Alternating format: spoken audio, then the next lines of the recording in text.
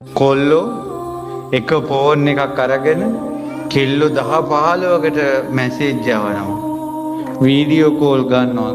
කෙල්ලන්ගේ ජීවිතත් එක්ක සෙල්ලම් කරනවා. ඔතන ඉන්න අවංක කෙල්ලෝ ඉන්නවා. ওই කෙල්ලෝ මේක වංචාවක් කියලා දැනගෙන උඹ මට වංචාවක් කළා කියලා සාප කළොත් වදිනවාමයි. ආයේ කවදාවත් හිත සැනසෙන වචනයක් කියන ගෑණිය මොන ගේන්නේ නැහැ.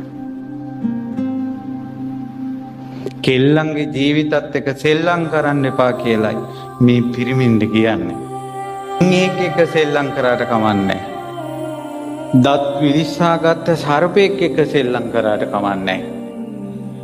විෂගෝර පොළඟෙක් එක්ක සෙල්ලම් කරාට කමන්නේ.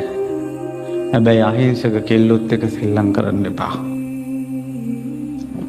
ඒ කෙල්ලන්ගේ ජීවිත අසරණයි.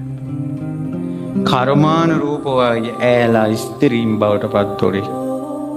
එවුන්ට අපෙන් අසාධාරණයක් වුණොත් ඒක වදිනවා.